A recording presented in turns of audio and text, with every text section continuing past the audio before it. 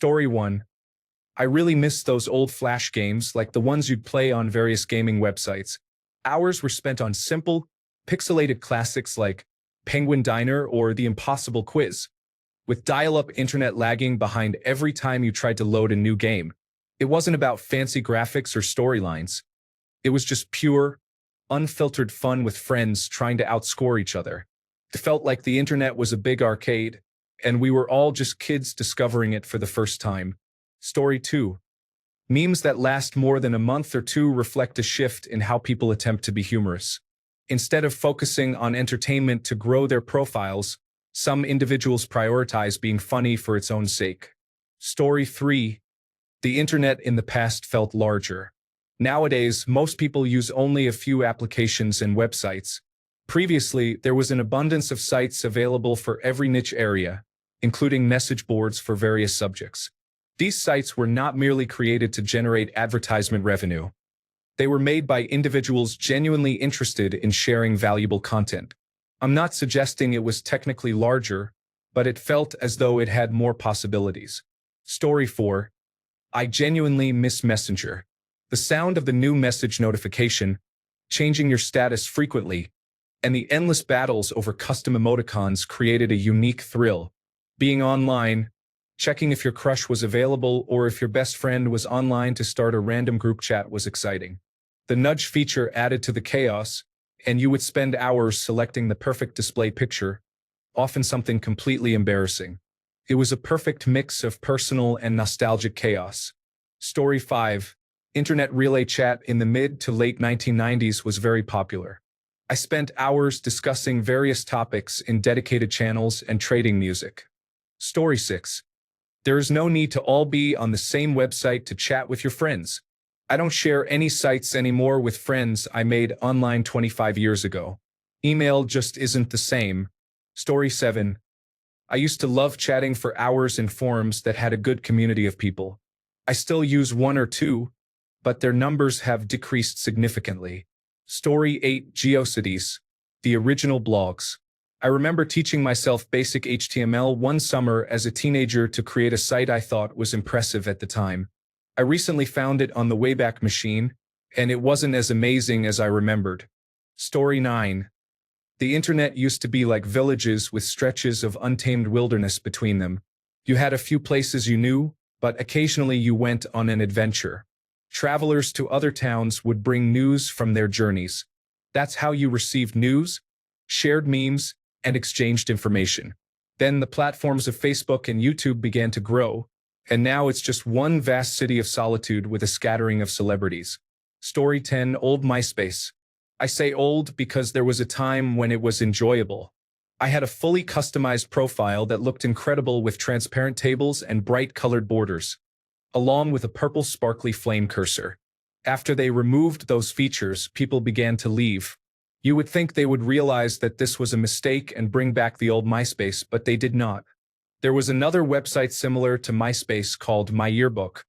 That site was also cool, but they suddenly changed it to a dating platform called Meet Me and eliminated many of the features that made it great. What a disappointment. Story 11. Honestly, the lack of typical individuals is concerning. When the popular cheerleaders and athletes stopped making fun of the technology enthusiasts and began using the internet for more than just homework, that was the beginning of the end. Before that, it was all enthusiasts and outsiders, tech-savvy individuals, and highly educated people. Those were the days. Story 12. I miss those niche blogs that people used to maintain for their special interests or web services. You know the ones. They looked a little like this, and there were millions of them. Story 13. When the internet was a simpler place, you would come home, log onto your computer, check all your social media, and update friends about your day. You could play some games. Now it's portable and you need to be on demand around the clock. There was no better feeling than getting home to connect on video calls with your friends. Story 14. The absence of algorithms allowed me to find the most unusual videos on YouTube out of nowhere. Now, when I watch certain types of content creators, the algorithm floods my homepage with similar videos while ignoring other channels I have subscribed to and unique creators. The algorithms have become overly trained, making it much harder to discover new channels lately. Story 15. It's kind of rough to go back to nowadays, but YTMND was a lot of fun back then. I wouldn't go so far as to say it was where brain rot first developed, but it was probably pretty close. As convenient as it is to have a website like Reddit to talk about various things in one central place, I miss when specific forums were thriving.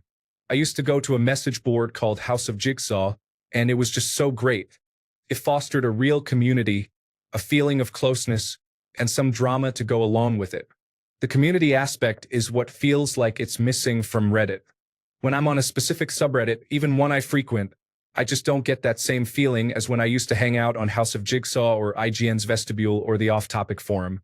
I know message boards are still around, but all the ones I used to visit are either offline or just don't have nearly the same amount of activity as before. Maybe I'm just going crazy.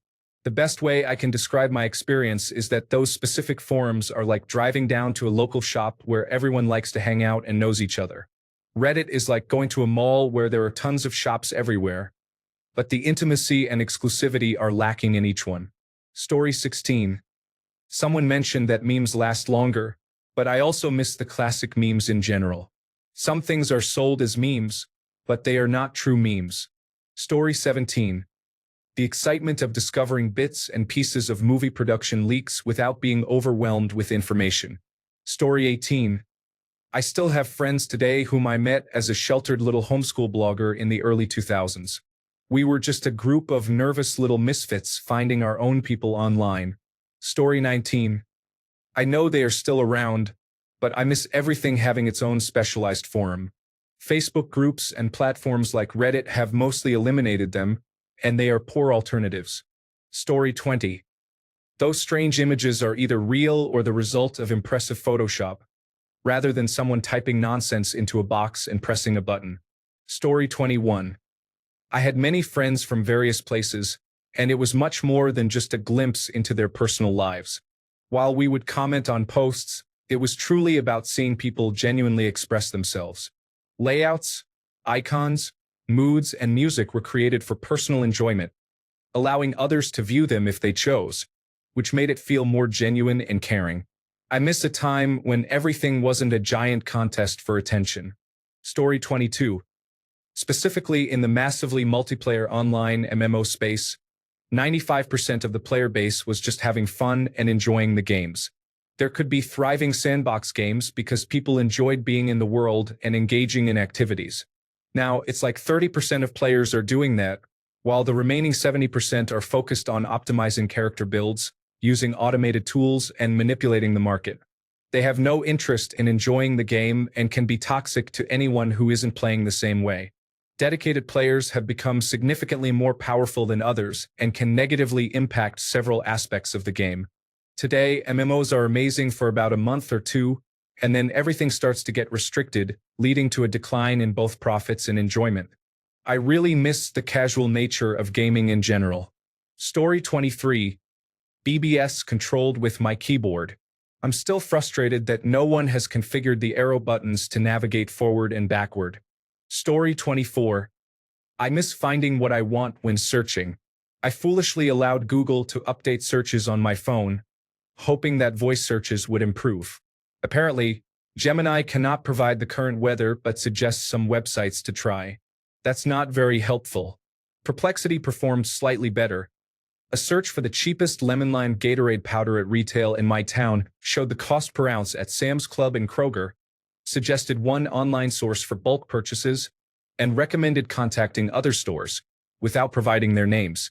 Now I can find out if a particular store has what I want, its size, cost, and which aisle it is in. However, if I use Google, I mostly receive ads for unrelated items, and when I visit the store's site, it typically features an online item that may not be available for 1 or 2 months. Story 25. Yahoo chat rooms are so much fun. I have friends I met in the hippie room over 20 years ago, and we still keep in contact. Story 26. Message board culture was different. You could participate in boards related to your niche or subject of interest and identify usernames, avatars, and signature images. There would be inside jokes, flame wars, banning, and ban evasion. While it is somewhat cool that the internet has consolidated around Reddit, specific forums and message boards had their own unique vibe. Story 27. Microsoft Network Messenger, Internet Chat Query, and MIRC Chat. Winamp and all the great skins available for it. Flash games. The unrestrained chaos that characterized the early internet. Story 28. Call me crazy, but I miss Omegle. It shut down recently, and it was the best place online to find people to roleplay fictional characters with when I was a teenager. That hobby only faded for me because I cannot find a good alternative. Story 29. I miss dialing up to America Online and using their chat rooms. I miss the excitement of receiving an email notification. Internet Relay Chat was also great, along with several multiplayer gaming websites. Does anyone remember having a messaging system for when people called while you were online? It was neat.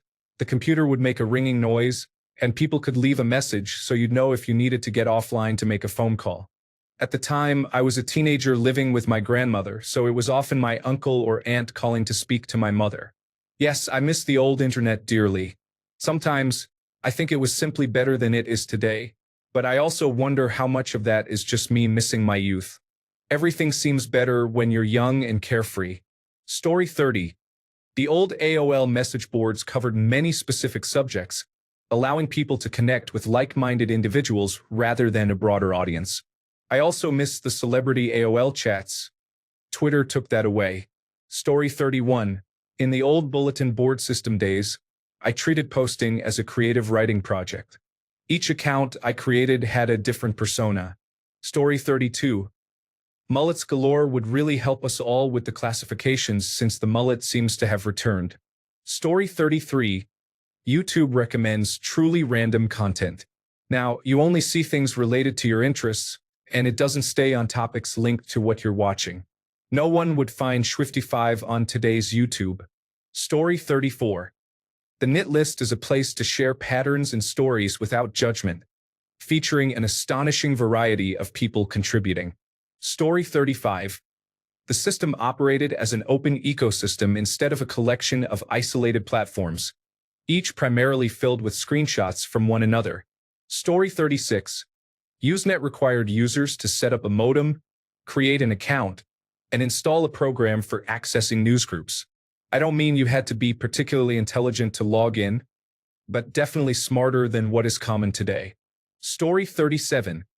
Designing your MySpace page with code, attending social gatherings and people asking to check their MySpace. Newgrounds. The MSN Messenger sound effects. Story 38. From Napster to unrestricted torrenting and $1 bitcoins that you could mine on your laptop in your free time. Story 39. Search engines that work can be frustrating. While getting millions of pages of results can be overwhelming, figuring out the right keywords and using search operators can lead to finding very specific information. Now, when I type in terms that don't seem overly specific or obscure, it often feels like the search only recognizes one keyword and provides the most basic information available. Quotation marks do not seem to yield the expected results anymore. For example, I was trying to find an interview with a musician. I know it exists and it's available online because I have seen it before. The musician is well known, and the interview was hosted on a major platform. Despite typing various specific phrases I recall from the interview, I could only access the artist's main website, tour dates, or the homepage of the interview host.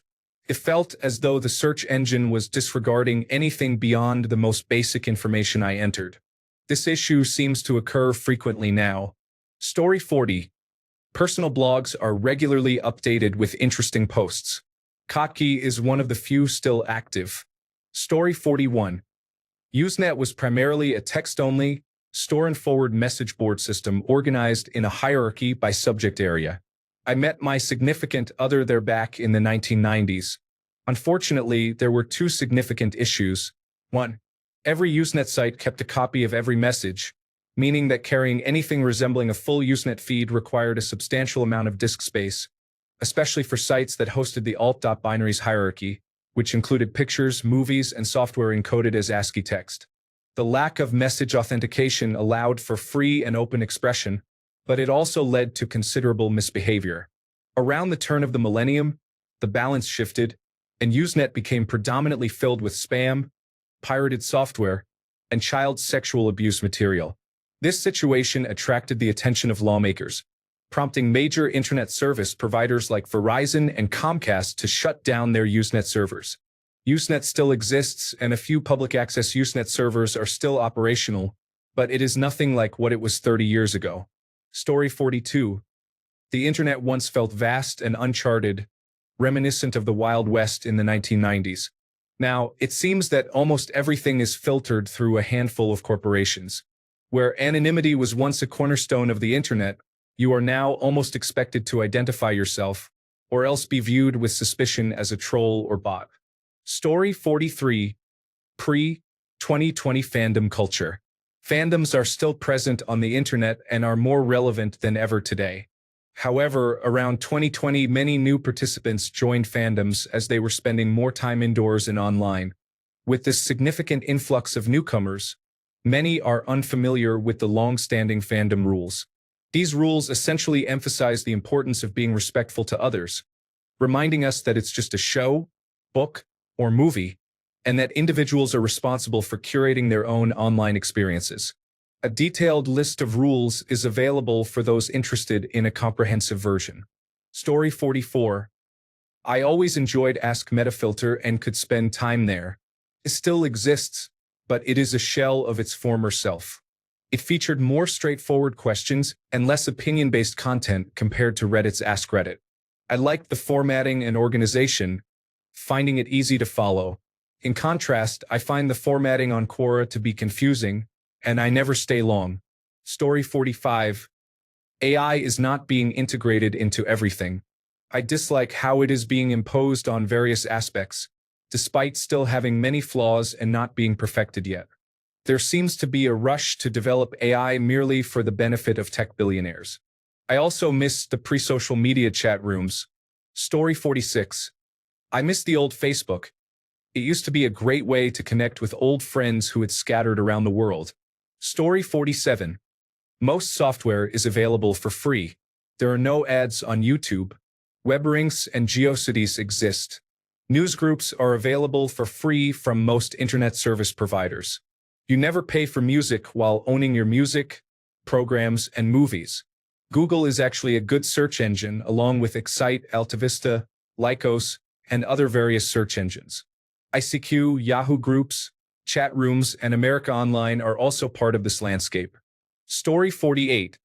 Not an advertisement in sight. If you wanted to see an advertisement, you had to find the product's website.